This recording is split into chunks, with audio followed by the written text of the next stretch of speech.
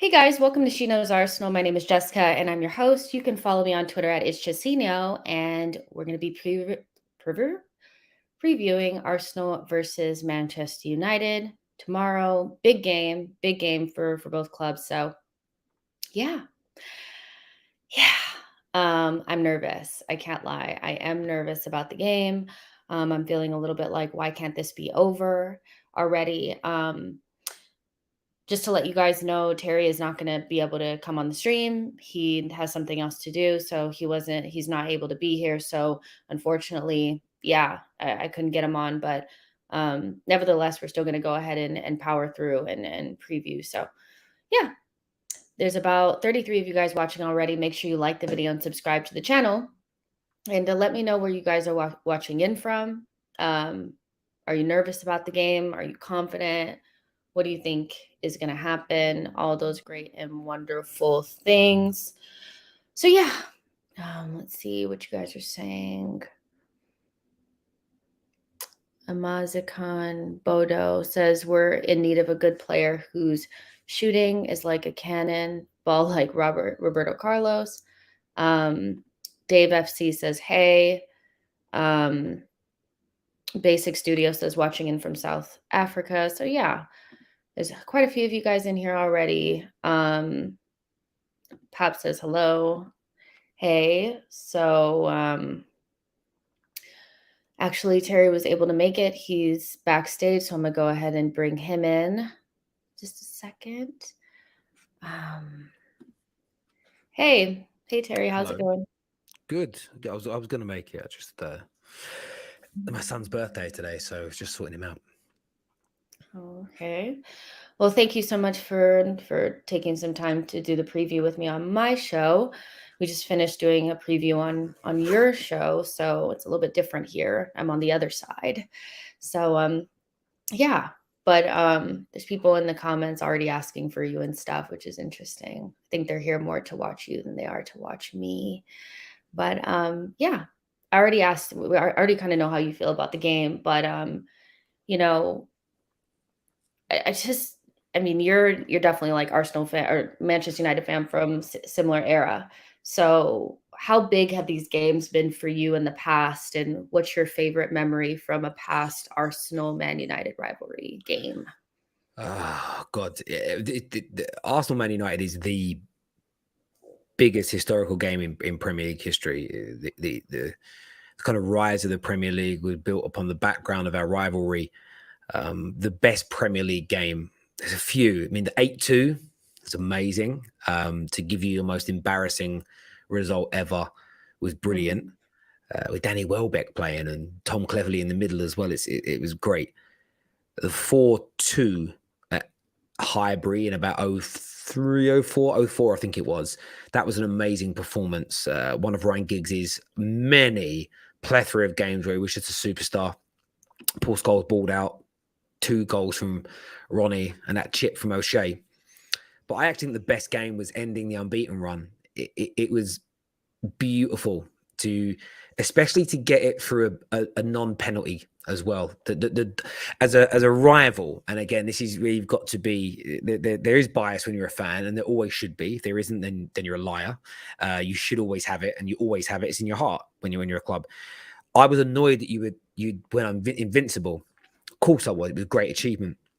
There was a game, and I want to say it was against Middlesbrough, where Perez dived for a penalty in the last minute and got it. No penalty, but he got a penalty and you drew the game. So you went invincible.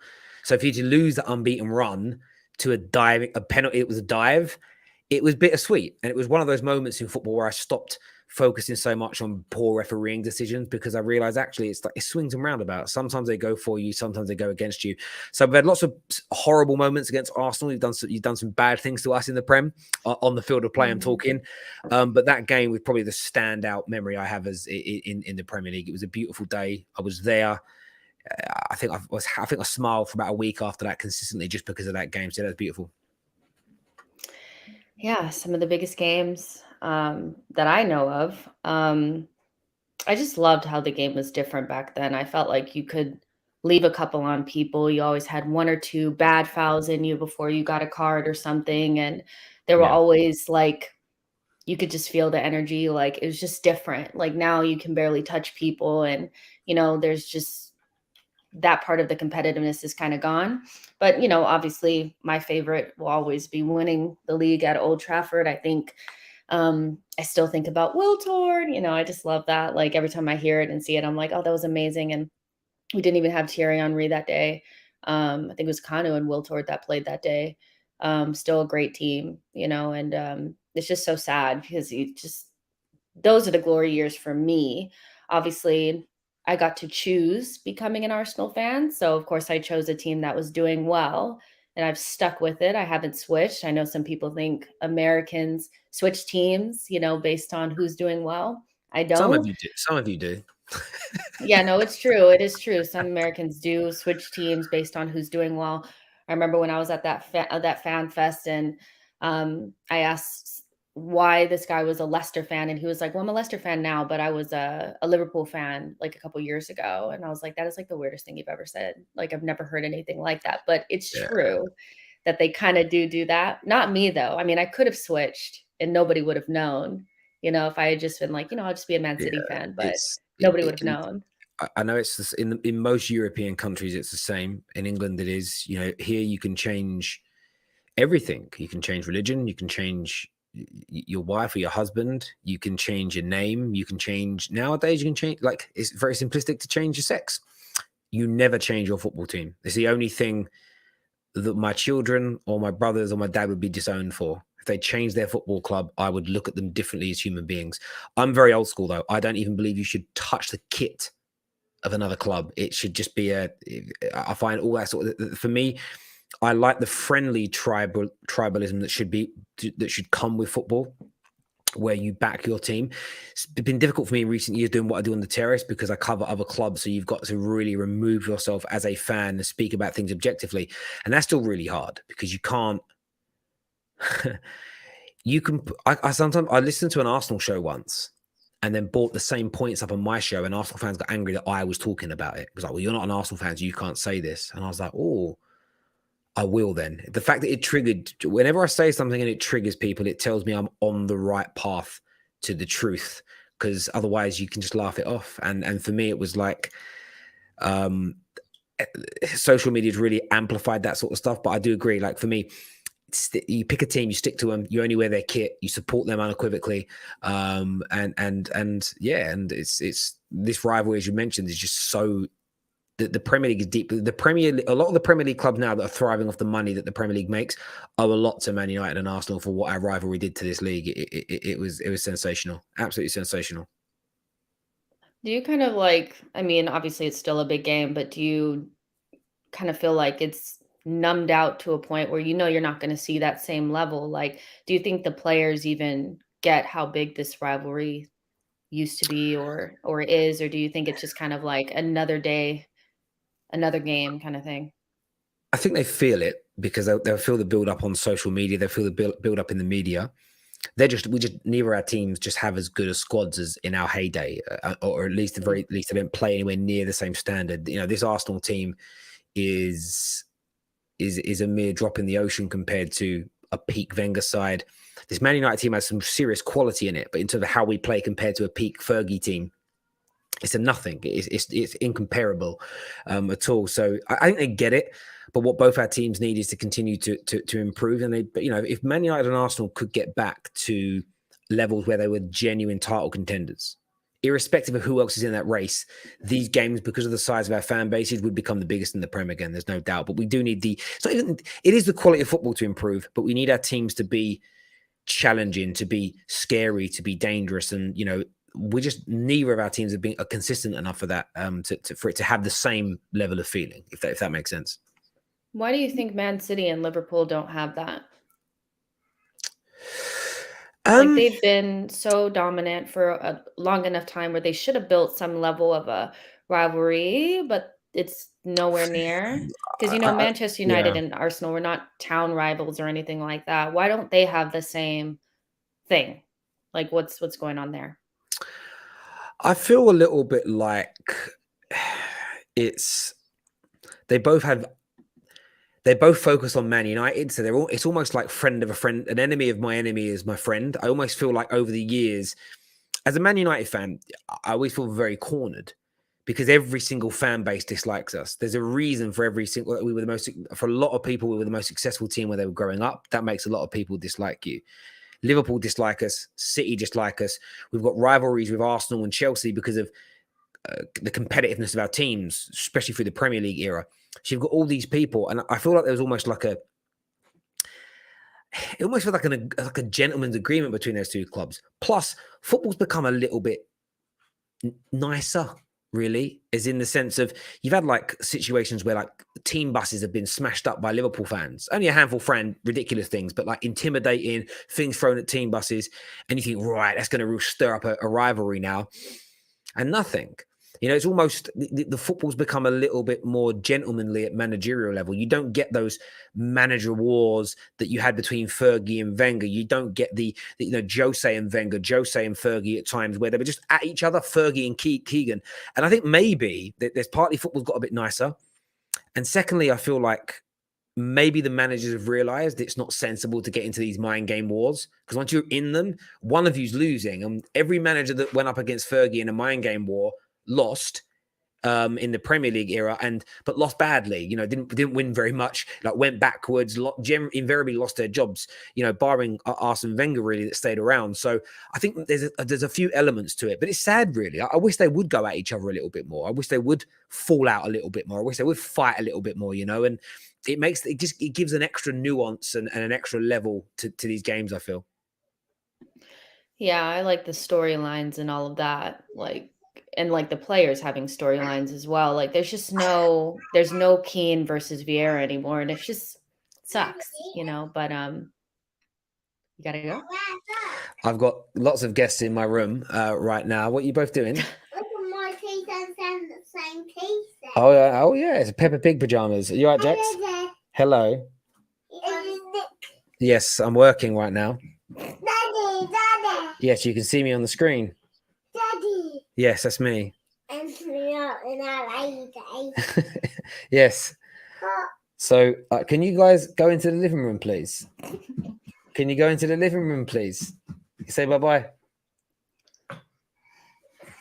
Please. Where is your mother? Just in the living room. Can you go to your mum, please, and take your brother from me? What do you mean, no? I'm really working right now. I'm gonna go sort them out. I'm gonna go sort them out. Do your thing. I'm gonna be back in a moment. Yeah, do your thing. It's cool. So while he does his thing, yeah, I think it's weird that there's no real rivalries like that anymore. There are no player rivalries like that anymore. I mean, statistically, you have little ones like, not even like players going up against each other statistically, but nothing like Roy Keane and Vieira. And I really do miss that. But we're going to get into availability. I think the main ones in terms of availability are obviously Maguire coming back from the red card and then Bukayo Saka potentially being available. I think those are the biggest ones, if I'm not mistaken, right? Who is everybody available for you? And Bukayo Saka.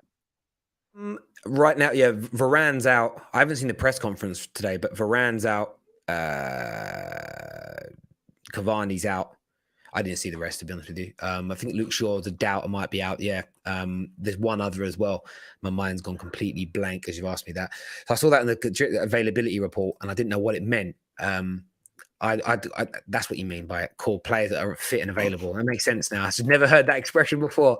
I was like, availability report, injury list, or injury. Yeah, that's what I would call injury list. Okay, yeah, injury list. Yeah. So in terms of Man United, yeah, Pogba, Cavani, Varane out, Luke Shaw doubtful for the game, but everybody else is fit. So maybe Phil Jones will get a game. Who knows? Yeah, that would be amazing. But no, he definitely won't be playing. I could see him doing anything but that. But yeah, so I do want to get your take on Maguire. He's not bad, but you said that the first thing that the new manager needs to do is strip him of the captaincy. I We mean, have that's tons of conversations about stripping Aubameyang, but I don't know if we really are saying it with chest. Were you just saying that at the I am. moment, or do you No, think you're serious? Okay. I am. I think it weighs him down. I think it makes him a worse player. The pressure of it. I would strip it. However, Ralph Rangnick knows more about football than every single football YouTuber put together times 1,000, more than all of us. So if he chooses in his wisdom to maintain him in that position for a period of time, in the short term, I'm going to accept it. And when I accept things, there's no banter for me then. It's like, cool, I'm happy because I trust Ralph more than I trust people on Twitter.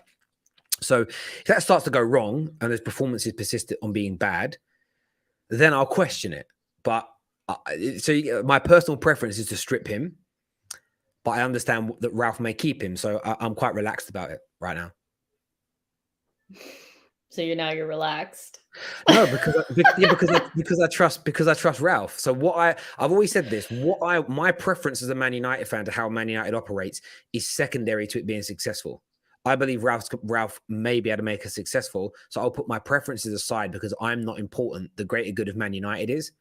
And I think that should be for all fan bases. If we're always going to be negative when we don't get what we want, then we're never going to be positive because there's no way your club's ever going to, your manager's going to pick the starting 11 or do all the exact things that you would prefer him to do, generally speaking.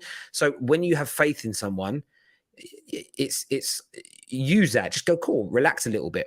Now he's got to maintain that faith by I'm someone that doesn't believe he needs to earn that faith from me because of what he's achieved in football already. I'm going to give it to him ahead of time. If we appointed a manager that I thought was dirt, like if we appointed, say Steve Bruce got the interim job, like I wouldn't be this positive. I wouldn't be this accepting of the decisions because I wouldn't trust him as much. Does that make sense? So that's where I'm coming from. No, I hear that. And it's just, yeah. But I do agree. Maguire's just one of those. But he's not as good as people make him out to seem, but he's also not as bad. And you would expect him to play against us, wouldn't you? Come straight back into the team, you think? Yeah, I expect him to start. I've seen a lot of United fans talk cap about he's the fourth choice now. He's the fourth best at the club. He isn't. Varane's the best centre-back we've got, followed by Maguire, followed by, when fit, Bailly, followed by Lindelof. Bailly's availability is, generally speaking, poor. And I don't think, I honestly don't think you could see him play more than 5 or 6 games on the bounce on a regular basis without his body breaking down. And it's as talented as he is, it's impossible to build a team and a system around a player that's never fit. So it depends what we use. If we go for 3 at the back, it'll be 3 of those 4. If it's 2 at the back, it'll invariably, in my opinion, be Maguire and Varane. And Maguire's pretty good at progressing the ball forward as well from the back in the right system. He's done that for England, did it for Leicester. So yeah, I wouldn't be shocked for him to start. It wouldn't be like, oh wow, that's a strange one. Yeah, I would expect him to start. But I have to be honest, I don't think, unless the structure is different, I would expect all the center backs to be quite the same. Without that structure, it's pretty much all the same. It to me, whether it's Bailly and Maguire or Lindelof and Bailly, whatever, unless they defend better as a group, it really doesn't matter that much, really, what they do individually, in my opinion. So with the defense, it's kind of like, we'll see if you guys can keep it together. I part of me is just like, I cannot believe how bad the defense has actually been for you guys. Like, I've never seen a Manchester United team defend like that, so it must be like alarming. But at the very least, maybe they'll track runners. Hopefully they don't. Don't track runners, be bad on, defensive corners, all those things. We'll see what happens. But for us, it's Bukayo Saka. That's the one that we're really looking to see. Like, everybody else should be fine, right? What have you made of Bukayo Saka this season? We have conversations about this all the time. From your perspective, from the outside, what do you think of Bukayo? Like, what do you think of Bukayo? I just want to hear from like an outside perspective, because you said that you respect him and you like him a lot, but I feel like there's something at the end of that. Are you not convinced by his level of talent like some Arsenal fans are? Do you think he should be playing in a different position? How do you kind of feel about Bukayo? And if he was out, how much more confident would you be? I would. I put his face on the wall of my studio, the first ever studio I've ever had. I put his face on it. That's an answer in itself.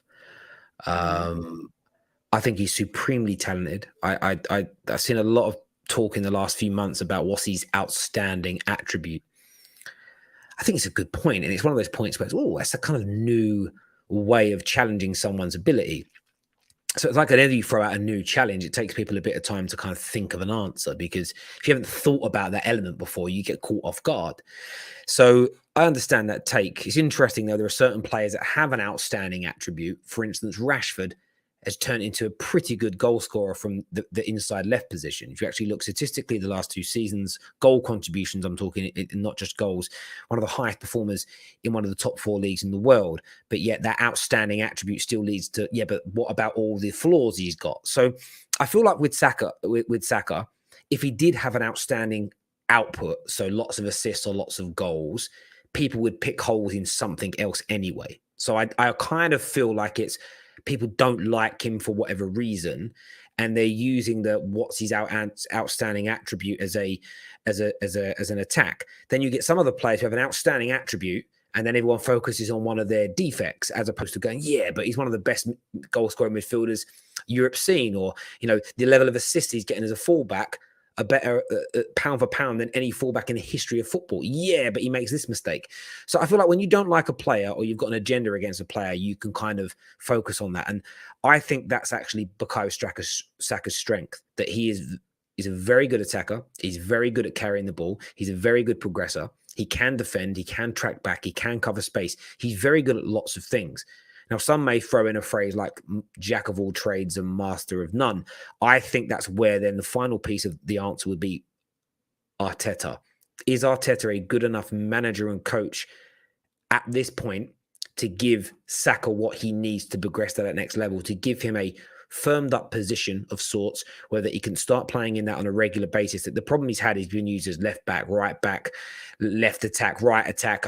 I'm going to make, everywhere. Pretty much been used everywhere but in goal, pretty much. And I think he now needs to be given time in one position primarily, so that he can grow and develop, because he is a supreme talent. There's no doubt about it whatsoever. So yeah, absolutely.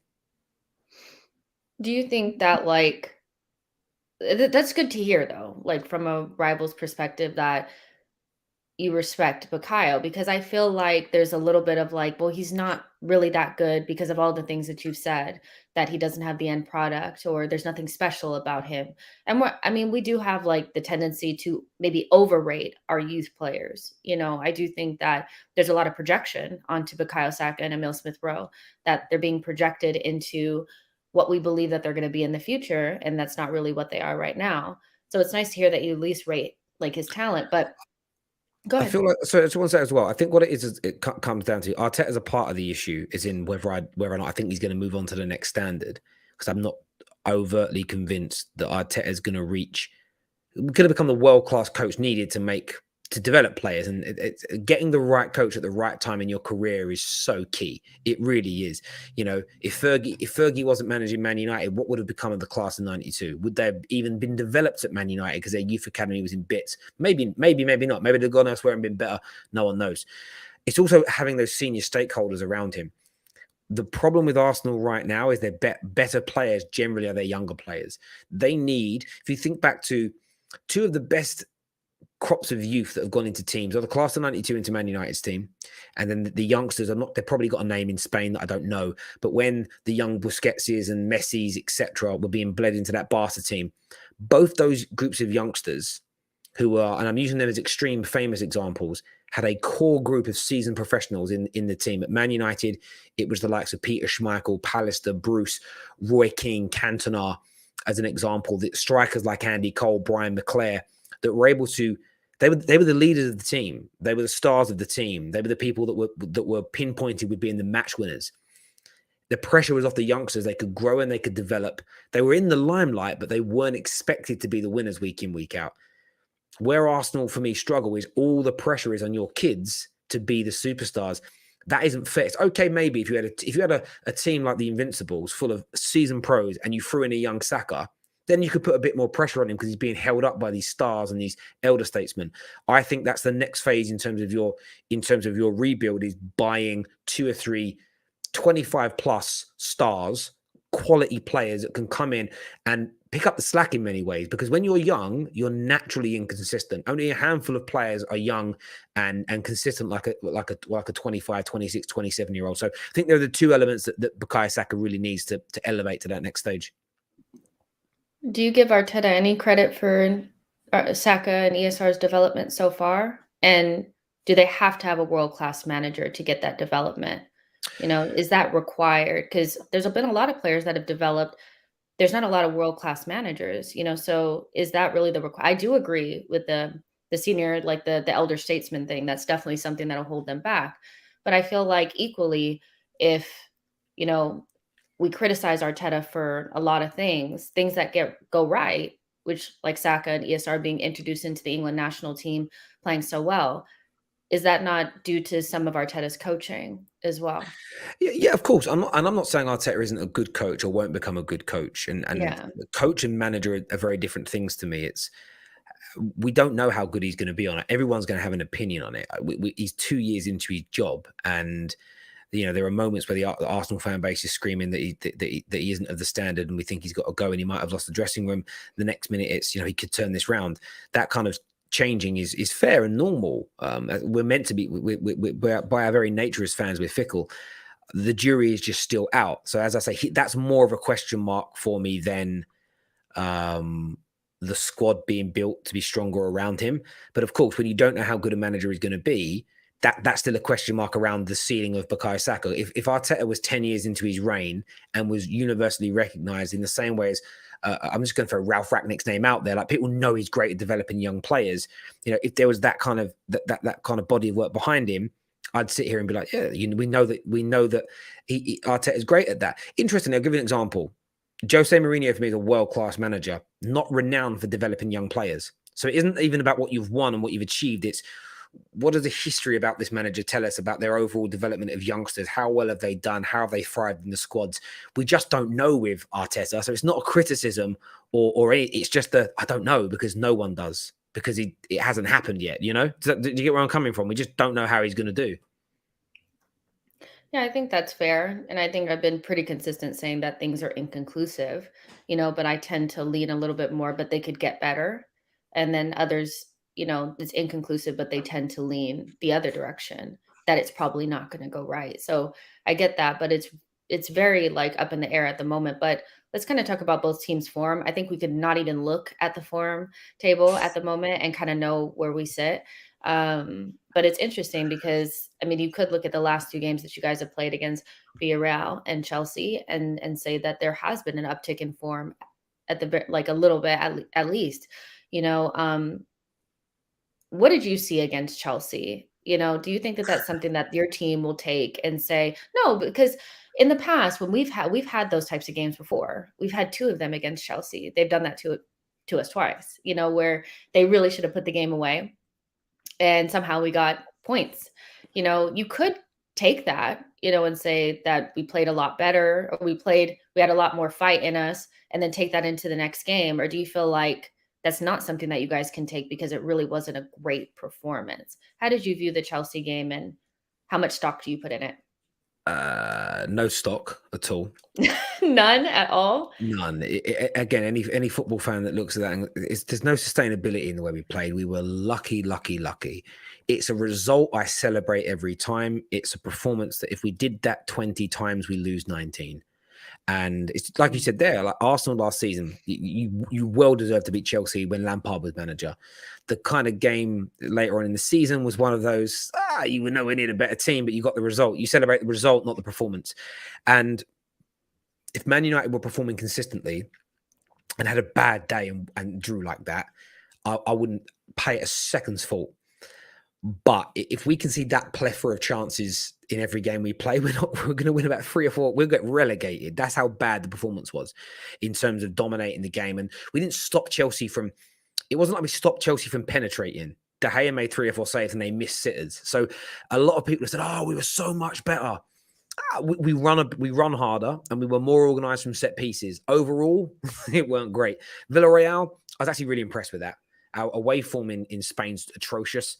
and we did very well in that game. Equally, though, before we scored our first goal, David De Gea pulled up one of the best saves he's made all season. So there's so much more needs to be done. The defensive structure is the most important thing for Ralph to focus on, because we've got to stop conceding. And it's weird where this has come about from, because on the first 2 full seasons under Ollie, we were conceding about 8 to 9 shots per game, which was always in the top 4 to 5 in the league. This season, that grew to nearly 16 attempts per game. So something over the summer's changed at the club to suddenly concede double the amount of opportunities. It's I can't quite put my finger on what. Someone just say, because he's crap. That's a very oversimplification of what went wrong. Definitely gone backward. Definitely deserved to be sacked. But there's something there that's more than just, like, we bought Varane as well and got worse. There's something at play, and I think it's structural. I think it was expectations and trying to play more openly and be more aggressive. It just didn't suit us, which is why I said on the show earlier, I want to be able to attack you tomorrow and beat you. But I feel like if we go all out attack against Arsenal, you win, just because we're not ready to do that yet. And you've shown against Man United that you're a specialist at absorbing our attacks and catching us. So why imagine falling into that trap for the 7th time in like 8 games? It's a madness to me why we would, maybe it's less than that, maybe it's 5, maybe it's 5th time in 7 games or something, but it would be an absolute abomination to try and attack Arsenal gun-ho tomorrow and try and put you to bed in that. It's just stupidity. It might work, but I wouldn't want my team to set up and do that right now. Maybe in a month or 2's time when Ralph's been able to settle a little bit, but he ain't even properly on the sidelines yet. But there we go. That's my take.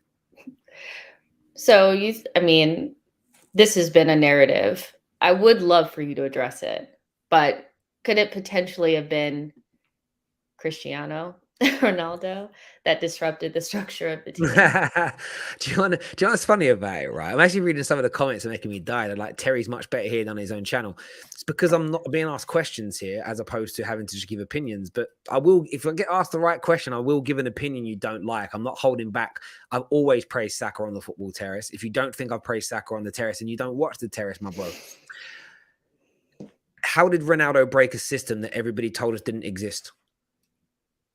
No, not again. £5,000 cash now for the person that can phone up and tell me how you can break a system that doesn't exist. £5,000 cash, I'll pay you. You have to, one or two things. He's either broke the system that you said didn't exist, therefore you have to admit you were wrong that there was a system, or we just went backwards because we tried to open up and be more expansive, or we changed the system. Maybe that's what it is. Maybe we changed the system, but therefore he's still admitting there was a system. He didn't break our system. Ollie just isn't a good enough coach to adapt his system enough to get the best out of a Ronaldo. That's what it comes down to. So for me, so Twisted Bubba's in there. He says no system is a system, and I kind of hear with you on that, right? We had a system that worked to a point. It wasn't the best, it wasn't the most attractive, and it wasn't this. And did it have a fancy name like Tic Taka that everyone read? No, but there was a system. It was called Bruni Ball. Bruno Ball, yeah. We just played fairly direct football. We were fairly direct. We were not overly expansive.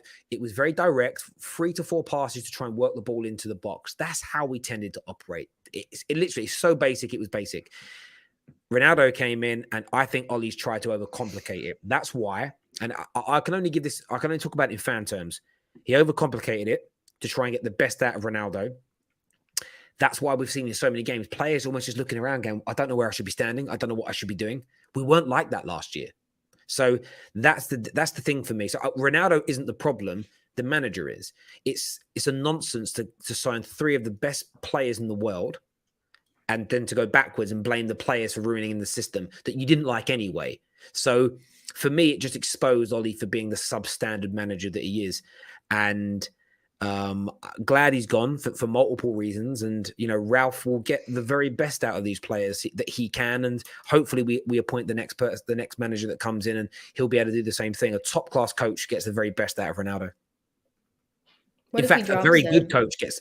If he drops him, then fair play. If he drops him, then we might. Will you cry if he drops Ronaldo? No one's bigger than Man United, as far as I'm concerned. But I would say this: if dropping Ronaldo is what solves the problems, then we might. Why sack Ollie? Just drop Ronaldo.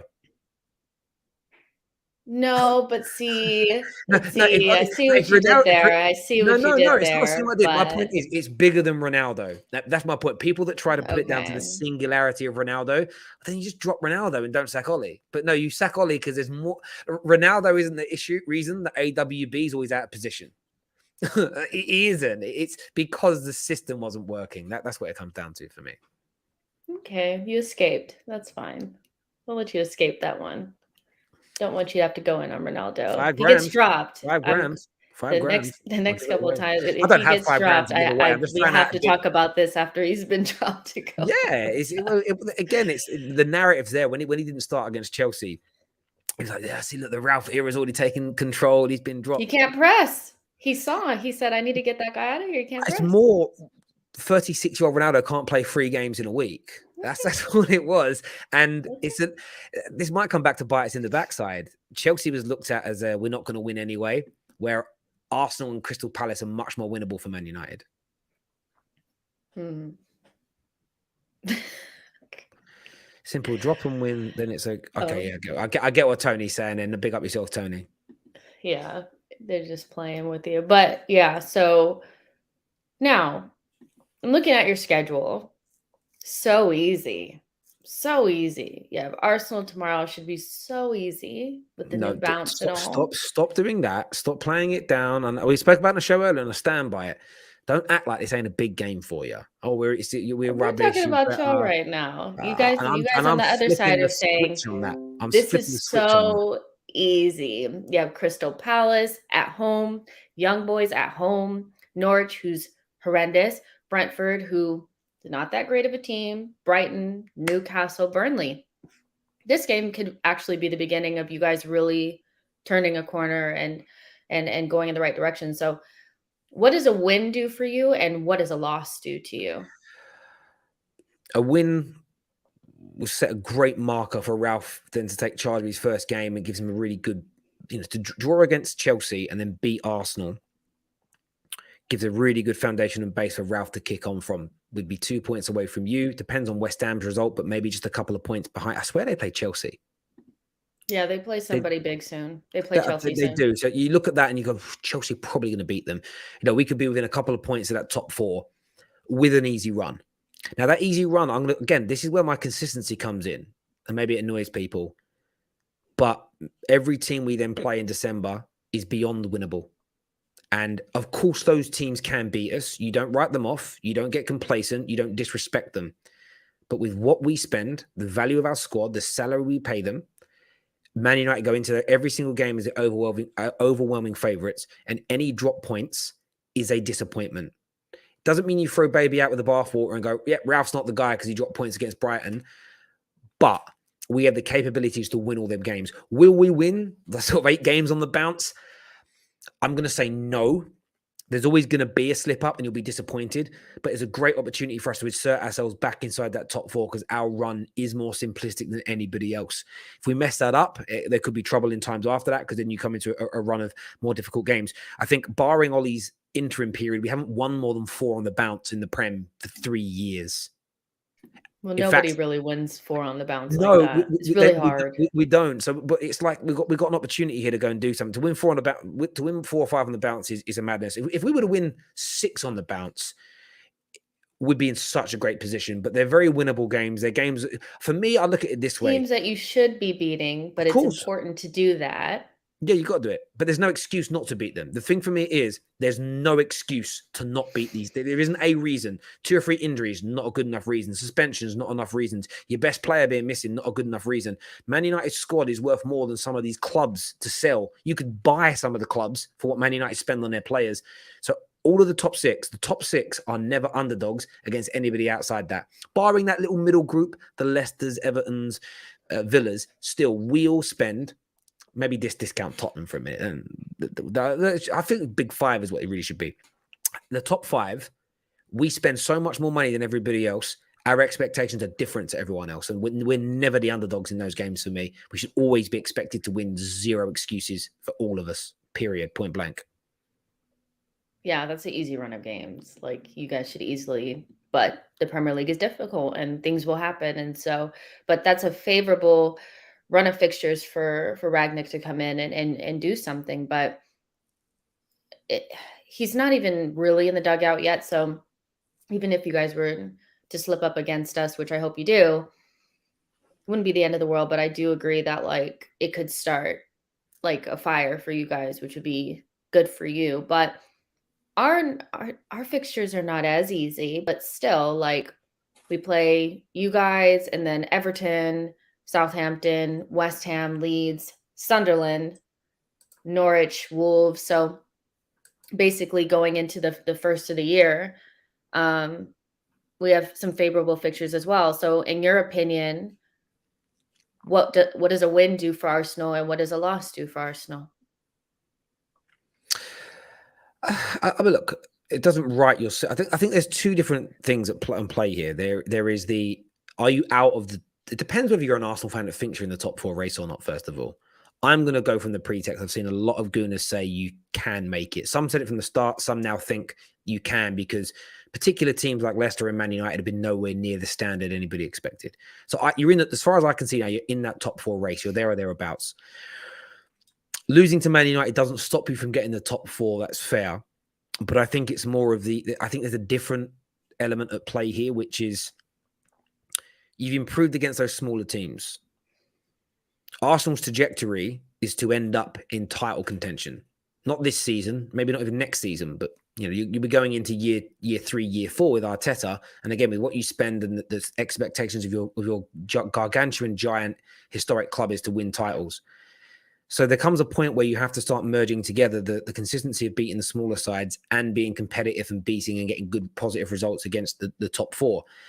And I feel like so far this season, you haven't been able to get that marrying up right. Doesn't mean you have to do it in every game. And in fact, the greatest teams ever in the Premier League have not done it in every game against their contemporaries. But it's about laying down those markers. So I think there's two different elements at play. One, the season in itself, and two, the trajectory element.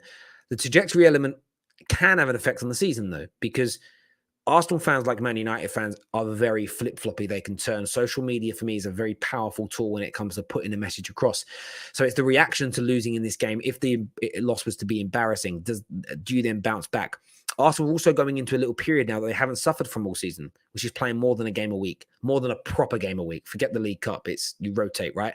You guys at the start of the season were very positive that we could make the top four or at least get back into Europe because we don't have European football on the Thursday, one game a week. It's going to be interesting to see now how Arteta fares up as a manager, rotating that squad, changing things, keeping people fit in a very busy period. This is where the managers stand out above the coaches, in my opinion.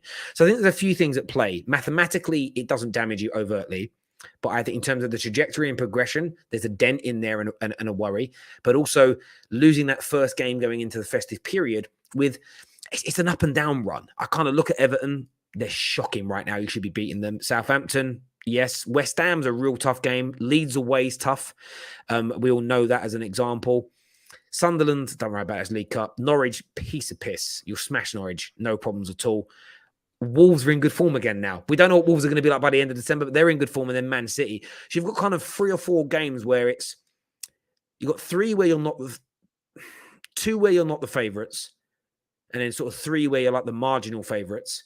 So it's not a massively hard run, but you want to start it off with a positive result. You can go away to Old Trafford and nick that draw, nick a win, then it sets you up beautifully for this festive period, I think. Yeah, no, I hear you. I do think that I'm trying to figure out where we're not favorites here and where we're marginal. Well, you're not favourites. You're not favourites against Man City, and you're not Okay. do you think you're favourites at Old Trafford?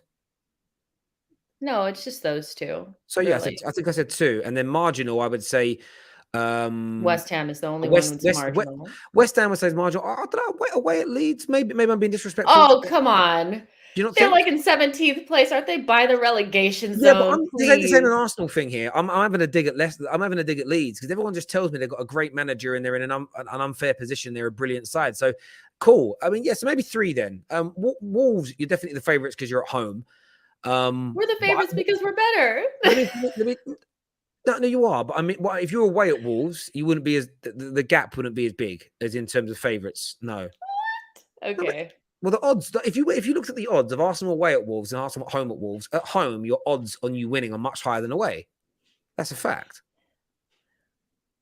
Wolves? If you look at, just do yourself a favor before the Wolves game, screenshot the odds on you winning. And then when you play them away later on in the season, which is actually only a month later, screenshot the odds. And I guarantee you the odds of you winning at home are always bigger than the odds of you winning away. It's just how it is.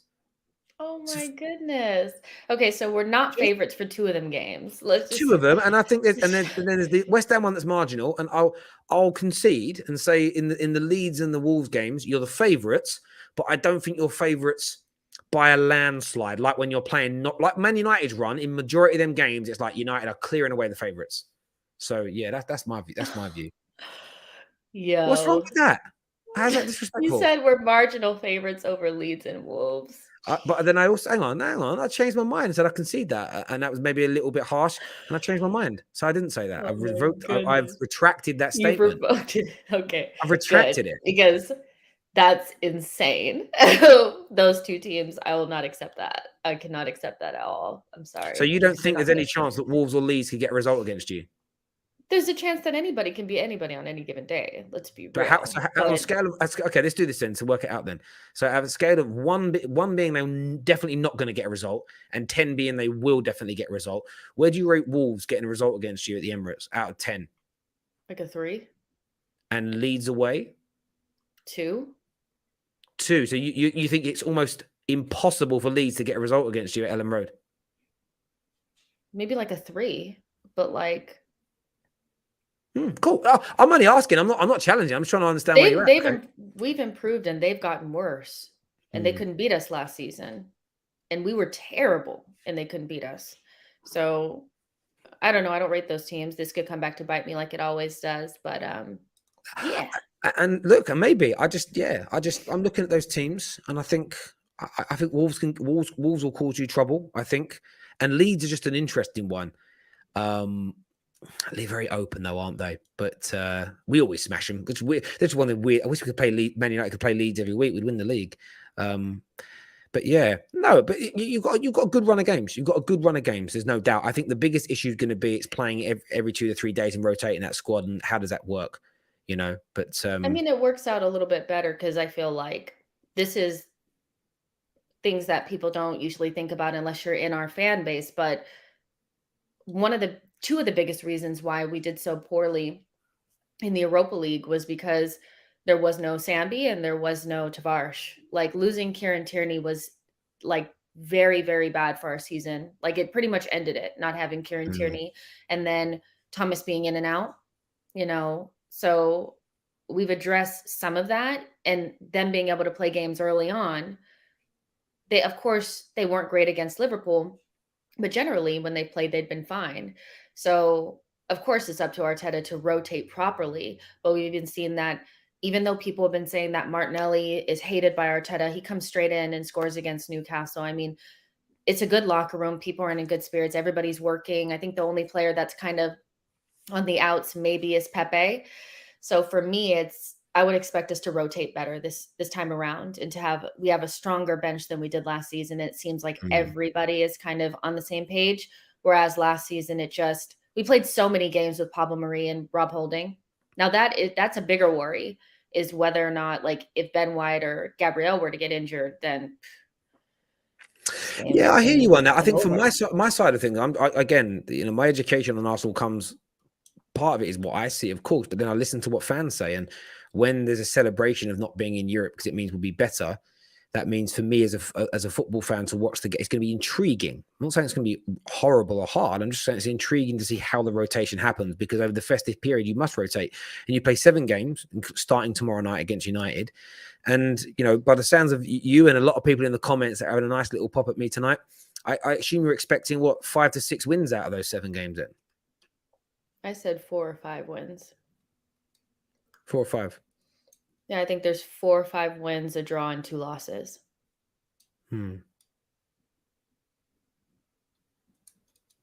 Just really interesting.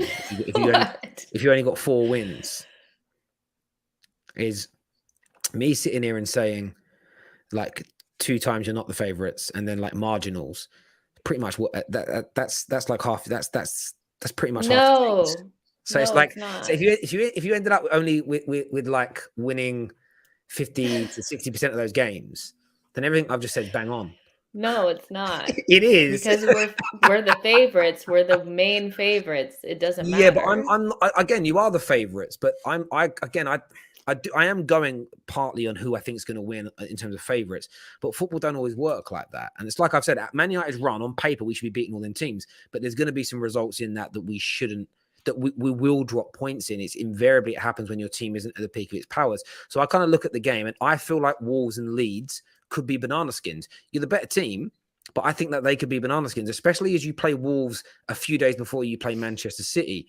It's which of those games do you put your best squad out for? You're not putting in my opinion, you're not going to put your best team out for both of those games. And Wolves comes a few days after playing Norwich. And to your point earlier on my show, you were saying how results against the lesser teams are more important than the bigger teams.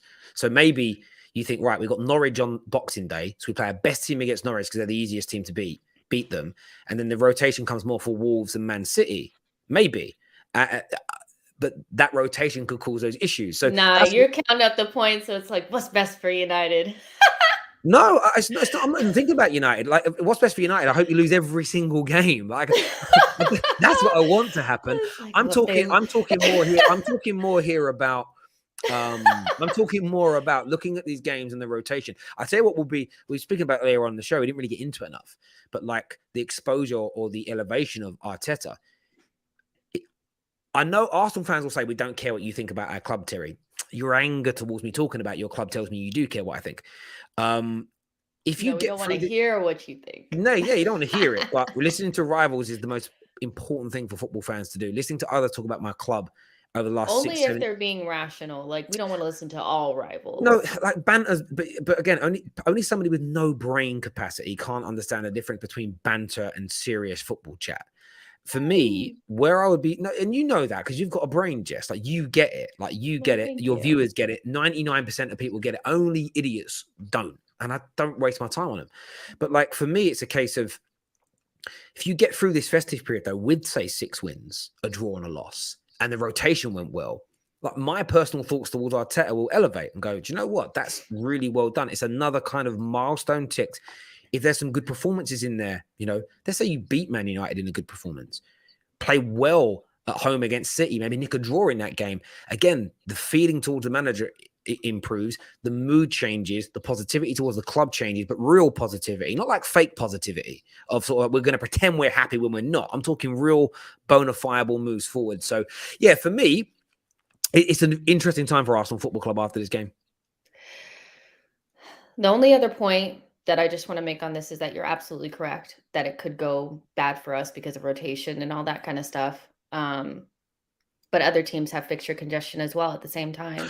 Of course. And that's and we've seen that in the Prem in the last 4 years, where especially in top 4 races, where you can still make it even if you're inconsistent, if everybody else alongside you is inconsistent. Equally, Man United could go on one of the best runs we've had in 3 or 4 years under Ralph. But if Arsenal and West Ham match those runs, we still may miss out on the top 4. That's the context that's always kind of needed. However, when it's the reverse and everybody's being inconsistent, you can make top 4, but still criticize your club and look at it and say, we still need to get better as Man United and Arsenal, because our end result isn't top 4. Our end result is challenging for titles. When you're West Ham, if they make it into top 4 because, them, Arsenal and Man United, we've all lost the same amount of games. We all lose 6 more games this season. West Ham has said that for West Ham, that is huge. For Man United and Arsenal, that is still embarrassing. And we need to look to him more so for Man United, but we need to look to improve from that. I think. Well, actually, no, I don't think I'm right on that as a fact. Neither of our clubs. Michael Ramsey, long time no see, my friend. How you doing? This is not your show. I'm sorry, but he's one of my super chatters. He's always on the Football Terrace super chatting. I'll move this way around. He's one of my guys from the terrace. What are you saying, brother? What are you saying, my brother?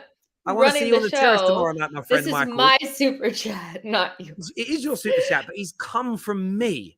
He's been on the terrace for 6 years, super chatting away, Michael, my old mucker. Hello, mate. Welcome to SheKnowsArsenal. Thank you. Terry, why is Phil Jones? Why Phil Jones isn't playing over the fridge? He is better. Man United wins 4-0 tomorrow. Always bet against Jess. You can't lose. I mean, my My stuff guy, never really comes to fruition. Let's be real. I'm my not good guy, at that. my But guy, my guy. I love this guy. He's great. He's great. My dude. He's here.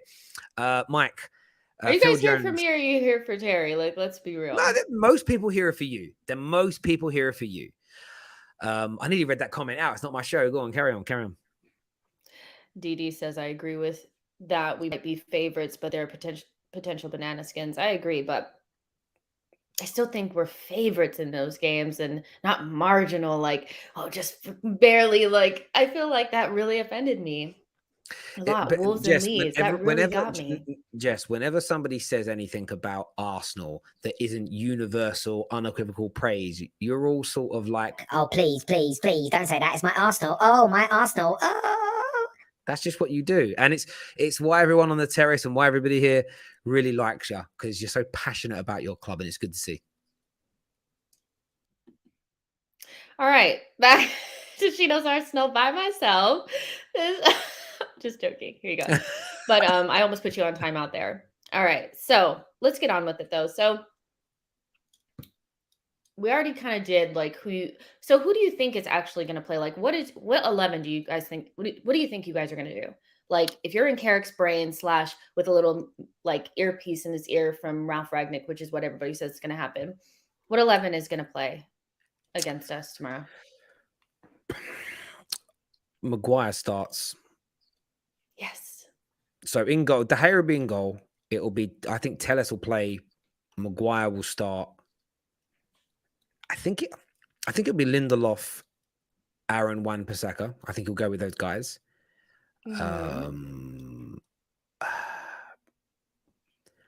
Midfield, I think we'll go 4-2-3-1, double pivot. Fred will play. I've got a feeling he might go for McFred in that double pivot. If not, he might. Actually, do you know what I think he's going to do? I think it might be Fred, either Fred or McTominay with Donny van der Beek. Number 10, the best number 10 in the Prem, Bruno Fernandes. My Bruni, he's going to be there. Sancho starts on the right. I think Ronaldo starts up front, and I think the left-hand side, I don't think it'll be Rashford that starts. I think this will be the one where he'll throw in Greenwood will come back into the team, or Martial or somebody will start. I think it'll be someone like that. But Bruno, Ronaldo, Maguire, Fred, they're the ones I'm like 100% sure about. Sancho's looked really good the last 2 or 3 games. And what he hasn't been able to do yet, both his games where all 3 games actually where he's performed well have all been away from home. We played 3 away games on the bounce. Watford, he was actually pretty good at times in that game. Did very well against Villarreal, scoring a screamer. Scored a brilliant goal against Chelsea as well. It was a screamer. I think he blasted it from like 80 near the edge of the box, and it crossbar and in. Screamer though. A screamer is any shot that powerful shot that flies into a top corner or a crossbar or post it in. That's a screamer. That's a screamer. That is a screamer. Screamers are from far out. No, that's a long range. Really that's not. No. It isn't. It's a screamer. It's a screamer. It's a screamer. Okay. A screamer. We'll let that go. That's fine. Being nice to our guests here. The chat box is actually enjoying you, which is great. So people are saying Arsenal will get pumped. Hopefully not. Yeah, but I think whatever lineup that you guys put out there is going to be pretty dangerous. It's going to be about those. Can we get something against that back 4? Like that's pretty much what it is. And can we keep your forward players from doing what the inevitable is going to be? Like I think that's just it. So let's see. We'll see. But what do you think is going to happen? Score predictions. Let's keep it real. I'm going with, by the way, West Ham United are 1-0 up already inside the opening 6 minutes. That's annoying. Okay, yes. Great. Southampton have beaten Leicester as well. So I would say score prediction, I'm going with 2-1. You almost said 2-0. To Arsenal. Get out. You guys, do you hear this? Do you hear what he's doing right now? I watched your show Regs, right? And I've heard you with your boy George, your boy Gunnar Souls, corner turned. Trajectory on the way up. More balanced squad. Better manager. Definitely better than Carrick. There's no way. What do you think? You I- don't think that. they've convinced me that Arsenal are better than us. They have convinced me. No, I'm going with 2-1 Man United. 2-1 Man There you United. go. That's 2-1 what you Man were United. thinking. You I actually think it'll said be. you were I think, thinking 2-0 Man United. yeah, we ain't first. keeping a clean sheet. I think it'll be 2-1 Man United. I'm backing the boys to do it. Nice feel-good factor at the end. And then we get ready for a very merry Christmas ahead. It's going to be a really good festive period for Man United, and we can smile and we can laugh. And by January the 2nd, Man United will be sitting 4th in the league, no doubt in my mind. Ralph is here. Ralph is here. Clip it. Clip me up.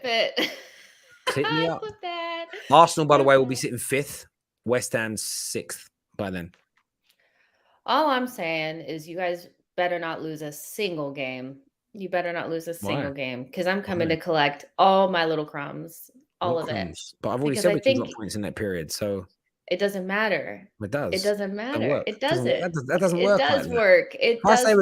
If I say we're gonna win 6 and drop points in 2, and we drop points in 2 games, and you come for your, but there's no banter there, because that's what I predicted. It's only banter if I say we're winning all 7 and we only win 3. It's always banter to me. I can say we're going to be in 6th. You're not in 4th, Jess. You're not in 4th. I never get triggered, so the alpha still is too strong. Guys, he just said he never gets triggered. I don't. I never. No, never. Poor. You never see me getting angry on the stream ever. I can assure you. Never. It never happens ever. Have you ever seen me angry on the stream? Anyways, so my score prediction is 1-1. I think we're going to cancel each other out. Stop bottling it and give your real prediction. Stop lying to us and give us your real prediction. Now, go again. Go on. Anyway, so my score prediction is 1-1. I think Ronaldo will score. And I don't know who's going to score for us, but somebody's going to put the ball in the back of the net. It's going to be something that we don't deserve, some weird penalty, or something where they're kicking the ball around in their own box and kick it in themselves, something like that. It's going to be calamitous. But yeah, 1-1, I think. Yeah, no, I hear you on that. And by the way, Guna Hungry, I do it's a new mixer I've got. And if you actually watch the Football Terrace long enough, we used to like mimic people's voices in tweets. And I got sent this. I'm going to do a show on it. This new mixer from a company. They sponsored us, which is great. And they said it's brilliant. I can change my voice whenever I want to. It's amazing. And I could even do this thing. I can't sing, but if I could, you can put it on like this mode where like you get reverb and stuff. And it's also got this other thing which I really like. Is it T-Pain, that guy that sings? And he sings and it puts your voice back in. It's really cool. It's just so funny how you cannot help but be the host of the show, even when you're on my channel. No, this is a podcast. Podcasts are a two-way thing. I'm not hosting. I'm just talking. No, I'm hosting you. You're a guest. I'm running it. I haven't run anything. But I've been really nice to you, even though you've gotten really comfortable taking your shoes off in my house and everything and have your foot up on the couch. But yeah, absolutely. I've done a lot for you. I think your audience don't know half the things I've done for you, but I think I deserve it. There's lots I've done for you in your career. Is that right or wrong? What is this? Is that right or wrong? Have I not helped you in terms of yes, you've helped me. Introduction and I've been a good guy. A lot of people think I'm a bad guy. I think it's such a misconception of me. When it comes to football, I'll always banter and I'll laugh and joke. I'll get angry at times, but I'm not really a bad guy at heart. I'm not. I do a lot of good things for a lot of people. I actually we were doing the accounts at work today. 27 people I've either employed or given paid work to this year. I'm very proud of that achievement. But yeah. Anyway, sorry. Okay. So yes, Terry's a good person. If he wasn't, I would not deal with him at all. Let's be real. So he wouldn't be here if I thought he was crap. So yeah, thank you. I'm a good person as well. You never say that I am a good person. The heck. So yeah. Was it Taz says here? Don't worry, Jess, we'll get him back. Get me back for what? What have I done? Like, get him. It's like people have got to learn to take a joke, I love this. Like, come on, take a joke. Come on, guys, get him. Yeah, people are saying you need to pay me as well. So there you go. But that's going to be it for our preview. Are we going to get into that? Should we reveal that? You guys, we're going to. As if I don't. Wow. Okay. So, yeah, we're done. we're gonna go watch the rest of the football, I think, but we'll see what happens at the end, and see who wins. Tomorrow I'll be on Arsenal Vision doing a preview before the game, and then after, depending on what happens, if we win, I'll go on the terrace. If we don't, I'll be here first. So there you go. That's how it works. No, That's how it works. you'll be on the terrace tomorrow night, 110%. No, I won't do it. So go ahead. There we go. Some of these, I keep reading these comments. Do I give to charity? Yeah, I do give to charity. I can tell you what I give to. One charity I give to is a cancer research charity. I also give to a charity that trains like working dogs. So yes, guide dogs for blind people, but they do things like dogs that help people. This is the madness, right? Help people put their washing machines on and stuff. Other dogs that like help people that have severe epilepsy. So yeah, I give to that charity to train those dogs that help people. And I also give. I send a big package once a month to a place to a place in the Cape Verde Islands where I visited years ago because of the level of just poverty that's there. So I did that. I met a few locals. That's what I do. So yeah, I'm very open to share. I don't normally publicize it, but you did ask, so I thought I'd tell you what I do. So there we go. Yeah. So Terry does donate to charity, but make sure you guys follow the Football Terrace. Make sure you guys watch their match reactions and all the content. It's all the time. So basically, you're on all the time. So make sure you guys follow that channel. Make sure you guys are subscribing to this channel. And I'll see you guys tomorrow after the game. Take care. Bye, guys.